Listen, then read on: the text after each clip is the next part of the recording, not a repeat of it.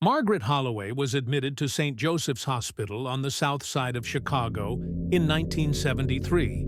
She was a healthy woman in her late 20s, scheduled for a minor gallbladder procedure. Nothing about her case was unusual, at least nothing on paper. But what happened in that operating room would remain hidden for decades, locked away in files few would ever see. The procedure began as expected. The medical team prepared her for surgery, and anesthesia was administered. But Margaret did not fully lose consciousness. She awoke, trapped in her own body, unable to move, unable to speak. Every cut, every movement of the scalpel, every touch was painfully clear to her. The doctors continued, completely unaware, or perhaps unconcerned, that she was awake. They recorded her reactions, her subtle movements, her tiny flinches, as if she were an object of study rather than a person. How would you feel if you were fully aware during a surgery and no one noticed? Could you remain calm, knowing every reaction was being measured? What would you do if you realized your fear was part of someone else's experiment? Margaret's ordeal lasted for more than 30 minutes. When she finally regained movement, she was taken to the recovery room. But the memory of being conscious yet helpless did not leave her. Later, she learned that this was not an accident. St. Joseph's Hospital had a secret program, quietly observing patients who displayed unusual responses to anesthesia.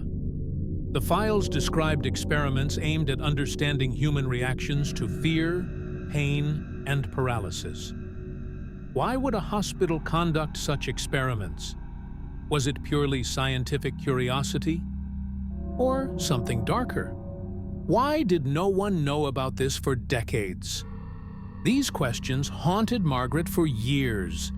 The mystery deepened when some of the hospital records were discovered in 2005 by researchers examining long-forgotten medical archives in Boston. Among the files were detailed notes on Margaret's surgery, as well as dozens of other patients treated in similar ways across Chicago, New York, and even rural hospitals in Illinois. Redacted sections hinted at cases that never appeared in official records, patients whose outcomes were never fully documented. How many people might have experienced this and never told anyone? Could modern hospitals still hide experiments behind the veil of routine procedures? How would you react if someone showed you decades-old files revealing these practices? When the hospital was shut down in the fall of 1957, the official report said lack of funding. But that wasn't the truth. Behind the locked door of the West Wing, investigators found a hidden room, cold, windowless, lit only by a single hanging bulb. On a table, a wooden box. Inside it, 6 letters, all signed by Dr. Walter Reed. He never mailed them. He never could.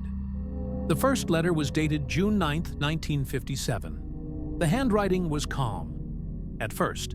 In this letter, the doctor admits, the pain threshold test continues. Subject 3 no longer responds to touch. No pulse reaction, no tears. Success feels close, but I'm starting to lose sleep. I think I can hear them breathing when the room is empty. A man who'd once been called the Healer of Ohio was now writing notes like a prisoner in his own lab. And by the second letter, something had changed. June 22nd. The noise in my head won't stop. It's their voices. I know it. I recorded them once, but the tape burned itself, he said. The handwriting had begun to shake. 2 drops of something dark, maybe ink, maybe not, stained the corner of the page. By July, Reed wasn't recording results anymore. He was confessing. July 4th. I thought I could fix them. God forgive me. I thought pain could be erased. But now, they don't sleep. They whisper when I close my eyes. He confessed. What would drive a doctor to write those words? Was it guilt? Was it madness? Or Was he hearing something real? There were 3 letters left, each one shorter than the last. "They keep standing by the freezer," he said. "I locked it twice. I can't move it. I can't stop the smell." That was the first time he mentioned the freezer. It's where the officers found the temperature logs set far below what any medical unit would require. But then, there was one final note, dated August 2nd, 1957. The last words he ever wrote. "If anyone finds this, don't open the freezer." When the police finally did, 3 weeks later, they weren't prepared for what was inside. What they found would force the hospital to close, destroy Reed's reputation, and raise one question no one's been able to answer since: what exactly was in that freezer? After the tape labeled "Still Awake," 1973 was recovered, investigators returned to the West Wing of St. Joseph's Hospital. The words on the recording haunted them. "If anyone finds this, don't open the freezer." They had no choice. The freezer had to be examined. When the heavy door creaked open, a chilling sight awaited. Inside were rows of glass jars, neatly labeled with patient names and dates. Some contained organs, others preserved tissue. Each specimen was a testament to Dr. Walter Reed's experiments. The letters they found in the basement now made horrifying sense. Reed had written them in secret, revealing a mix of pride and guilt. March 12, 1973. "I believed I could erase pain, but their minds did not remain untouched. Some stare at me even now in my dreams. I have broken what should never have been broken." Can you picture it? Patients treated like objects, their suffering catalogued and preserved. Would you ever set foot in a hospital again knowing this could have happened? Could anyone justify such actions under the guise of medicine? The second letter was shorter, almost a whisper. March 27th. "The freezer holds what I cannot face. The ones who survived, they cannot speak.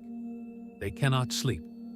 And yet I hear their voices, night and day." Even as they read, investigators felt the weight of Reed's guilt pressing down. He hadn't just experimented on bodies, he had destroyed lives. The final letter, folded carefully and hidden under the freezer logs, hinted at something even more unsettling. "If anyone finds this, the last subject remains unaccounted for. I could not bring myself to finish. They are still waiting. God forgive me." So what was in the freezer? Partly, the jars answered the question. But the final subject, the one Reed could not preserve, the one he feared, remained a mystery. Could a man truly erase pain and leave a person alive, but somehow changed forever? Who was the final subject? And what did Dr. Reed do to them that he could not write down? The freezer revealed the experiments, the horror, and Reed's guilt, but it did not tell the full story.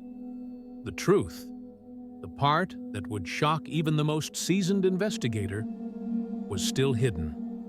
And that truth waited in the next room, waiting for those brave enough to uncover it. Investigators had seen the jars in the freezer, organs, tissues, preserved evidence of Dr. Reed's experiments. It was horrifying, but the letters had hinted at something more. A final subject, unaccounted for. They moved carefully down the dimly lit hall toward the storage wing where the last records suggested the subject had been kept. The air was thick, cold, and heavy with the faint scent of chemicals. Each step echoed in the empty corridor. What kind of person survives an experiment like this? Could anyone truly remain human after Dr. Reed's procedures? And why did he leave this one unrecorded?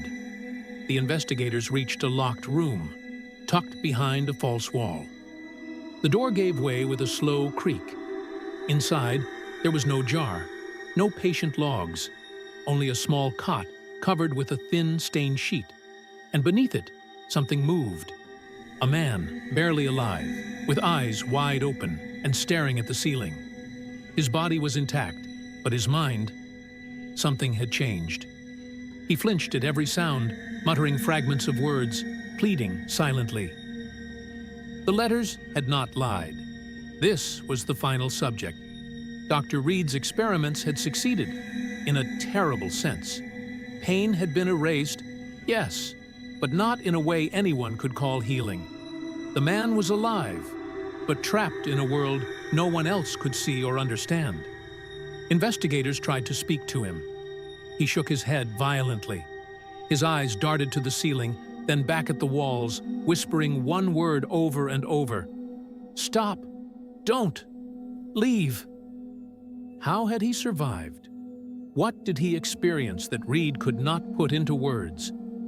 And why did the doctor walk away, leaving this man to live in silence, haunted by something no one could explain?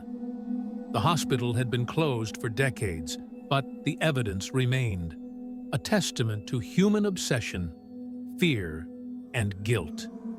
The jars, the letters, the tapes, and now the final subject.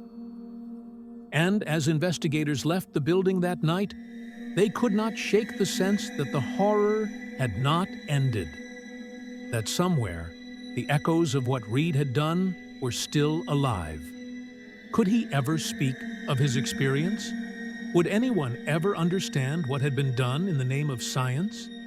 And most chillingly, was it truly over? Or had Dr. Reed's work simply slipped into the shadows, waiting for another chance to continue? The questions lingered.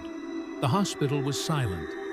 But in the quiet, the whispers of the past seemed almost alive.